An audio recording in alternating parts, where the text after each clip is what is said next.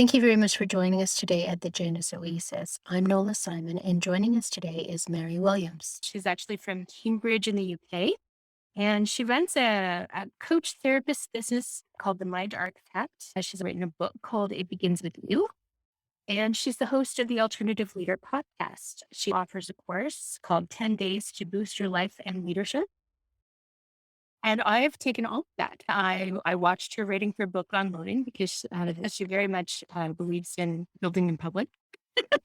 And so I saw that come to life. And so I've been an avid fan of her book and her podcast, and I've done the course. And so I'm honored today to have you here. So thank you, Mary. No, thank you for having me. It's very exciting. Thank you. I just wanted to, today it's International Women's Day, but I think it's an awesome time to really talk about leadership in general. And definitely there's an opportunity for leadership, but I am concerned about middle management because honestly, there's an awful lot of women in middle management anyway. And I'm concerned that what's happening with the fallout of the pandemic is really that there's going to be a lot of pressure put onto middle management to handle the return to office, any hybrid remote solutions. And are those middle managers really getting the support and the training to be able to handle what's going to be happening over the next year or two? And that's where I wanted to talk to Mary about that because she actually approaches coaching from a different aspect because she is actually a trained therapist as well. So could I get your thoughts on that? Yeah, I think it's interesting that we're talking about sort of women, International Women's Day. It's a rather lovely day, isn't it, in the year? I think, as you said, lots of women are in middle management. And I think having gone through the pandemic, actually lots of those women also have children. So I feel like we've almost gone from a workforce that people took as the person that walked in the office door, that we now actually understand these are individual people with individual children and challenges at home, partners working, not working, etc. Have they got the space to work in? We were just talking about actually having a physical clear space to work in. And so I think it's the workload has just gone from I'm managing the 25 people that I see in the office from 9 to 5 every day to I'm managing 25 people and their families and their challenges and everything that's going on for them. And then how they interact within an office environment, or do they interact in an office environment? And I totally agree with you that so many, in fact, I would say like 99% of the companies I work with don't support middle management. They support upper management and senior management. And middle management, they just see as almost transactionary, really. That's how I see it. And for me, of course, that's totally the wrong way around. These are going to be your senior management and your upper management in the longer term. And I think the workload, and I wouldn't even say it's doubled. I think because you've got an emotional workload now as well. So I think you've got your practical workload, which let's say may have doubled, but you've got this emotional workload, which is really new to a lot of people. They never had to bother really. They could tick box. So I've asked everyone how they are today. But actually now they've got to go, oh, has that person got children at home? Have they got parents they're looking after? Mentally, how has the pandemic affected them? You know, what do they want? Do they want to work at home? Do they want to work here? Do they want to hybrid? And I actually think it's almost the emotional toll which is going to be the worst thing for those managers who are not. Exactly. And that's where I'm seeing an awful lot of posts from a variety of people come up, trauma-informed leadership. That's a great concept. But if you don't have companies who are supporting that, who are training, who are investing in that, because you don't just become certified in trauma-informed leadership because you pick up a book, do you even have time to invest in that? Because it's not like the regular workload is going away. In fact, it's probably gotten heavier as people leave and really seeing your team double. You go from 25 to legs. And then all of a sudden you inherit that emotional thing too. What's your best advice for a manager who does find themselves caught in that middle? They want to do better. They really want to help their people, but they're really finding that they're struggling themselves to be able to support the people the way they need to be supported. So first things is actually, I'm going to be honest that the whole trauma-led leadership thing makes me a bit cross. Um, so I'm just going to be really honest on this because ultimately that is not the job of a leader to deal with trauma, a therapist. And the reason that I trained as a therapist as well as a coach was that I was already a coach and realized that there was more stuff that my clients needed that I didn't know how to do. And so it was only doing my own therapy and coming across therapy that I thought, hang on a minute, this is what they need. They don't actually, most people, I don't think really need coaching. I think they need therapy and then they need coaching on top. Coaching is like the icing on the cake, but you need the cake. So to then say to senior managers who might not have any interest in therapeutic practice, we can have empathy and we need that, obviously. You're going to have to deal with the fact that some of your workforce have been quite emotionally traumatized over the pandemic, and they might not even know themselves that they're carrying trauma about it. You're asking them to do is effectively to be a trained therapist. And again, that is a job that you sit down with someone, you take some time with them. It's not the job of a leader. So for me, the job of a leader is to have compassion, care, empathy, those things that we need on a day-to-day basis, and to know when to refer on. So I have a real issue with businesses expecting their senior management and their middle management to become therapists overnight, when actually what they should be doing is that should be a new role in the company, that there is somebody who supports everybody. So that's my first thing on that. Yeah, no, I fully agree. And I know I've read your post before where you really advocate for people to be properly trained if they're going to even approach anything relating to therapy. I think it's one of those things where, in the work that I do, I can have somebody come in and talk to me about imposter syndrome. And actually, imposter syndrome quite often goes back to a childhood event. So it can go back to something if someone said to them when they're 4 or 5.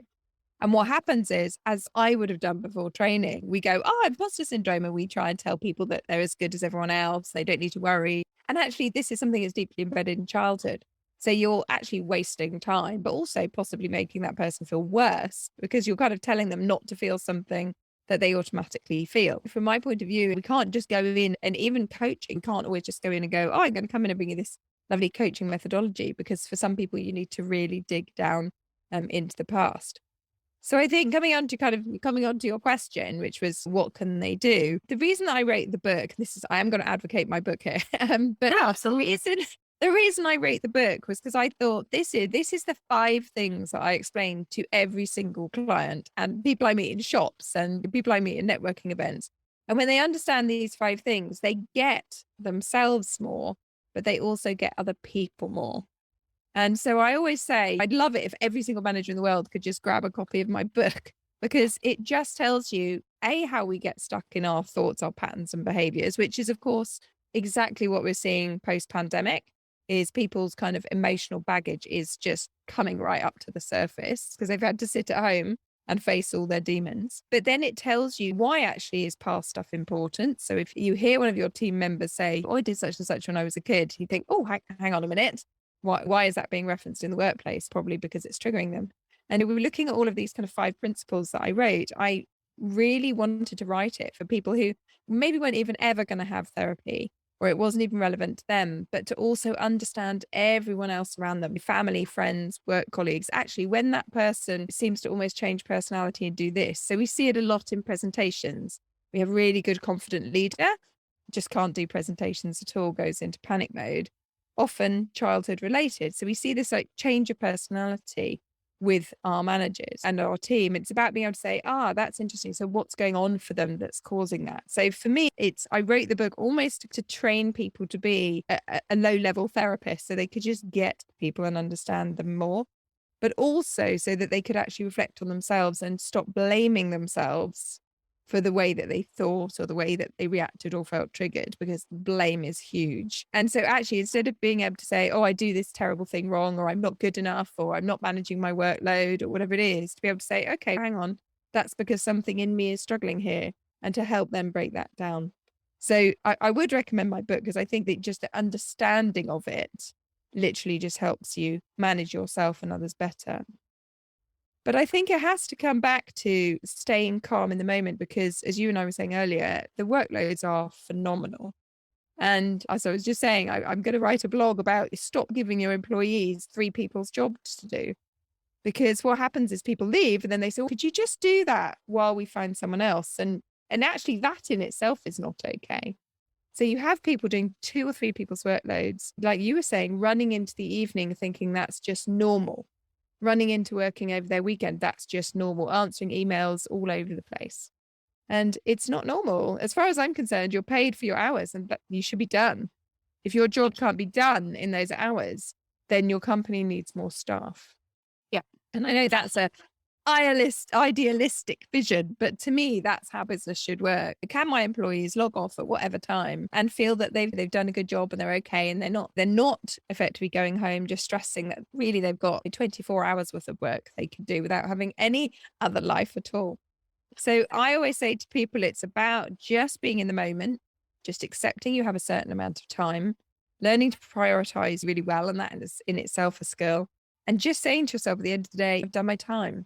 So I've done my time, I've done what needed to be done, and letting yourself off the hook so that you actually do get that downtime. Because if you don't get that brain downtime, you're just less effective, and then everybody tumbles downhill. Yeah. So I don't know if that answers your question. Yeah, no, it definitely does. And it's funny because like I remember it's also giving yourself permission to log off because Yeah. one of the reasons I changed jobs in 2018 is I was just so overworked. And I I remember there was one day I had actually gotten up, I think somewhere between 3 and 4 to start work. Yeah. And so by my clients were in Minnesota, which is like an hour behind me. And I decided to call this woman because there was an ongoing issue. Mm. And a lot of people in Minnesota actually start working earlier. So I thought it was like close to 7. And this woman had moved because she was working remotely and she had moved and I didn't realize. And she's in Right. California. And she actually called me back and I just wanted to figure out who died. There's more to the issue was important, but it wasn't let's call you at 4 o'clock in the morning important. And that's where it was just like, I realized that my behavior was actually impacting other people's lives. And then my daughter I had to go on a trip and she told me that she had woken up one morning and she heard typing, like she was dreaming about typing. So for her, my working at home Yeah. was associated to working early in the morning and she was having like nightmares about typing. Oh, And that's where it's like, I can't continue this. Like yeah. I had to like give myself permission to stop. And actually when I transferred into the other job, I was working with 2 people who were working like that. They would email it and they would have like long text conversations at 1 o'clock in the morning because they both had problems sleeping. And I'm like, you're impacting on and it took me 6 months to get them to stop that behavior. But yeah, so it's a huge problem. So, Mm. I think it's a double-edged sword because I think for a lot of people, being able to send emails late at night or early in the morning or at weekends and leave messages and all of those things, I think it's actually really useful because I know I used to work around my children and it was a full-time job. And so I used to go off and do the work and I'd come home at 3, pick up my kids, spend a few hours with them. And then after bed, I'd go and do another hour and a half of work. And that was brilliant for my life balance. That was great. But I was talking to a friend recently and we were saying, because we both work globally. And so we were saying, you do have to be really careful because actually I say to my clients, you can literally message me at 4 o'clock in the morning. My phone is off if I'm asleep. So it will all come into me in the morning. That's absolutely fine. But actually not everyone does that. And I have a friend who's out in Oman and I quite often leave him messages and I went to bed 3 hours ago. And so now I have to say to myself, hang on, don't message him after 6 because it will wake him up. And I think it is, again, it's about us seeing that flexibility of what is right for the individual person. I had loads of clients over the pandemic who were saying to me, I'm getting up and starting work at 6. I'll work till 2. And then my husband, he picks up the kids because, he's been doing the learning and we swap. And I was like, oh, this is awful. You shouldn't have to be getting up so early. And I have clients in the US as well. And really, lovely of them. They just book automatically into my calendar without saying to me, I'm way at the other end of your time zone. So some clients I've talked to and I've said, hang on, it's dark out. And they've gone, oh yeah, it's 5 a.m. And I'm like, we never do that again. Manually, I will bump my time into the evening. I do not want to speak to you at 5 a.m. That's not conducive to you.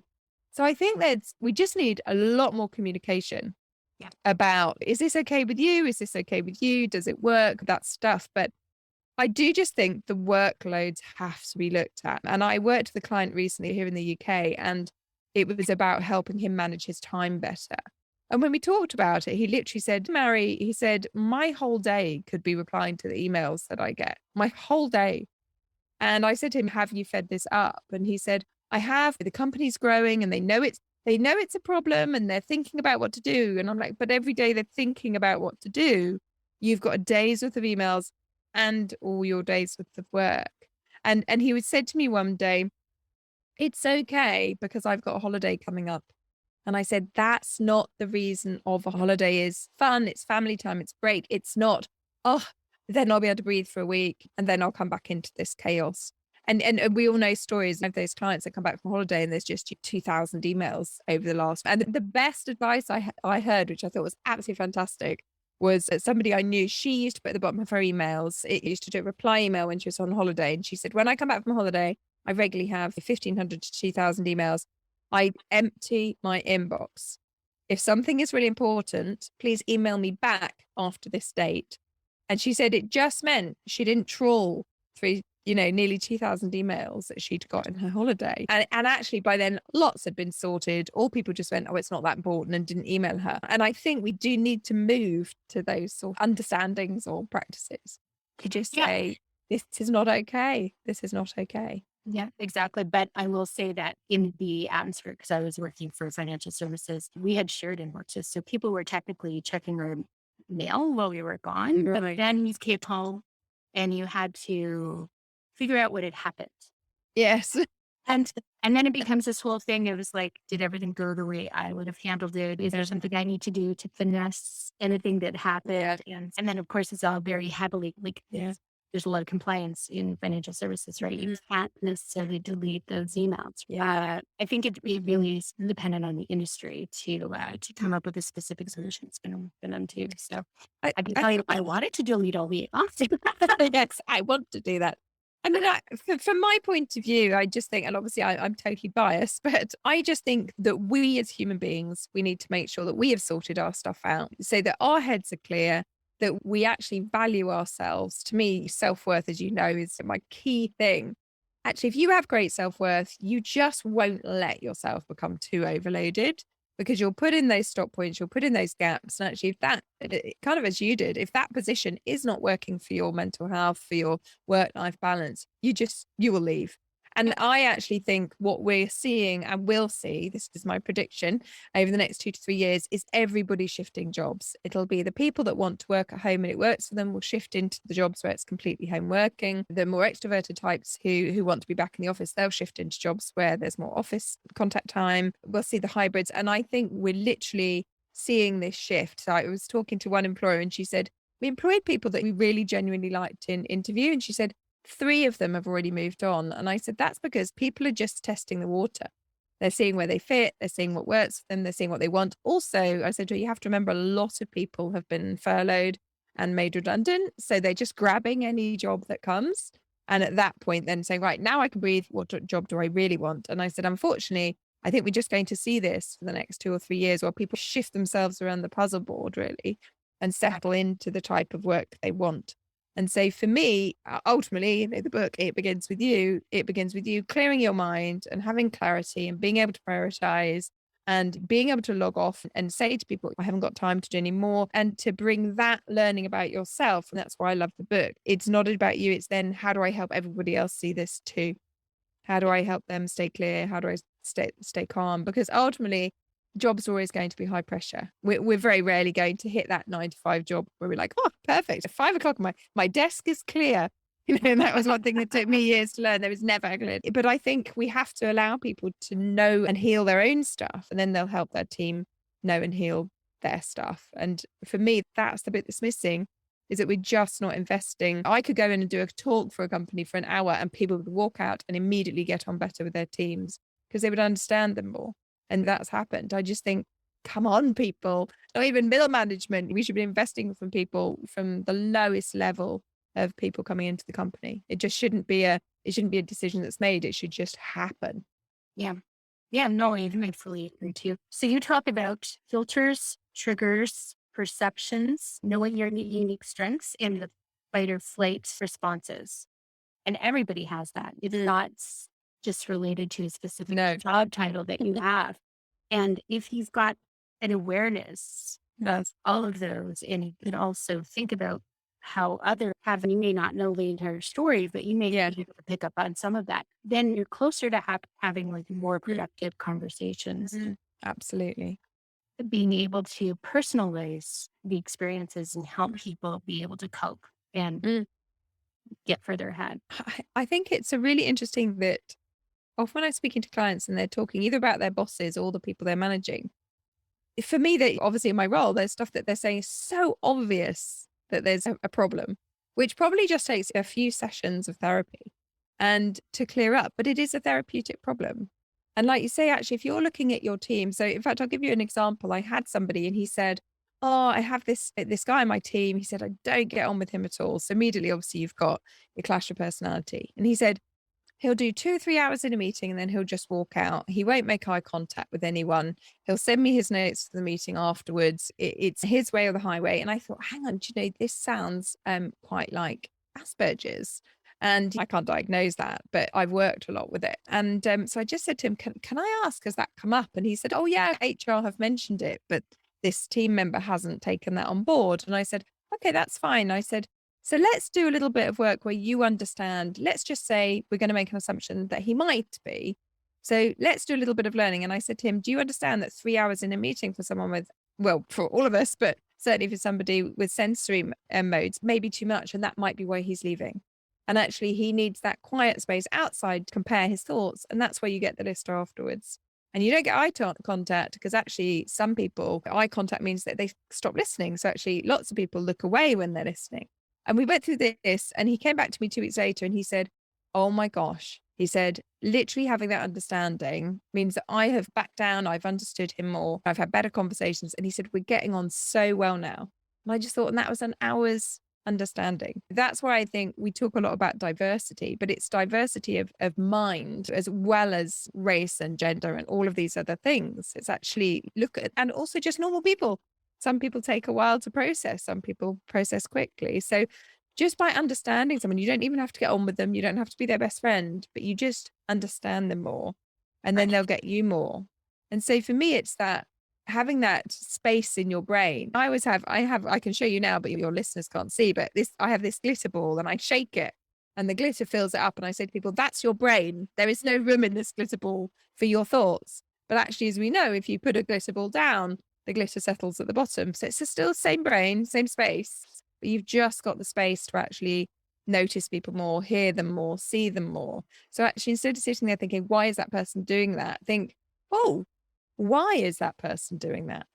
So you're curious rather than cross. And I think that's the piece that we're missing. And in my view, we could help. It helps us all anyway with ourselves and our families to have that understanding. But in a workplace, for me, that should be basic training. Yeah. Basic training. Yeah, definitely. That is actually something that I remember from your book, and you talk an awful lot about if you're working on yourself, if you're understanding yourself, your triggers and all the filters and perceptions that you've got there, you're not only going to become a better leader, but it's going to improve like your parenting, your caregiving, your relationships. It's just got like a very holistic application. And if the company's investing in that, in all of their people, you're actually helping the community too. Yeah. And so for me, that's the impact that I want, which is that actually, yes, if you invest in your people, and let's be honest, we all know that whatever goes on at home comes straight back into the workplace. So if you're having relationship issues with your partner or with your kids, that completely affects how you are in work. So wouldn't it be great if companies recognize that actually, if I invest in my team, then not only do they become a much more efficient team, they get more work done, productivity goes up, efficiency goes up, all that kind of jargon stuff that we love. But actually, this is somebody who's just going to be happier and calmer because of their relationships and everything at home are also going to be better. And then you get this lovely kind of, I call it like the opposite of a vicious circle, that actually everything at home starts becoming great. So they get better in work, they get better in work, so they get better at home. And you get this wonderful circular, just fairly happy person who could deal with the challenges that are thrown at them. And I remember in the pandemic, I got 2 or 3 texts and emails from clients just saying, gosh, if we had not done our work together, I would be in a very dark place. And actually, because they had done it, they got through it. They were okay. So Yeah. I just think, like you say, it's this holistic understanding that we are whole people. And if you have a team member who's going through a divorce, that's totally going to impact on their work. So invest in them, because what you want to do is invest in them early enough that when those challenges come their way, then they're able to manage it. They're able to bring it down. And stress levels, and maybe this is a bit of a takeaway, but I always say to people, think about where you are between 0 and 10. 10 is burnout and 0 is like lying in the spa. 3 is like a nice daily amount to be at. 4, 5, if you start to get, so you check in with yourself. And if you get to 4, 5, you say, do you know what? Maybe I just need to go make a coffee. Just take 5 minutes break. I just need to let my body reset, let my mind have 5 minutes out, literally 5 minutes out. Actually, if I start to push to 6, 7, maybe I need a nice warm bath tonight, or to watch some junk telly, or to go for a run, or even taking a bit more action. But what happens is if you keep doing that, and I think there's a blog on my website about it, but if you keep doing that, what you're doing is constantly rebalancing your whole system, mentally, physically.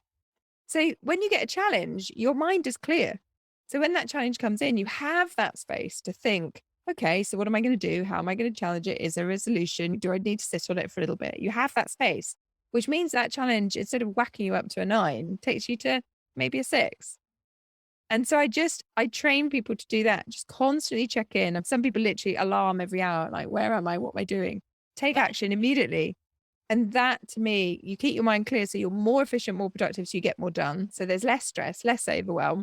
And then when there are big, really big challenges, the days when you're doing your millions of dollar deal, actually, you would normally have hit a 9, 10. You're sitting like a comfortable but energetic 7, because actually you're in complete control. I've done my preparation. I know what I'm doing. Yeah, I've got that kind of, that kind of, I'm in the zone about me, but I'm not stressed. It's like a healthy zone rather than stress.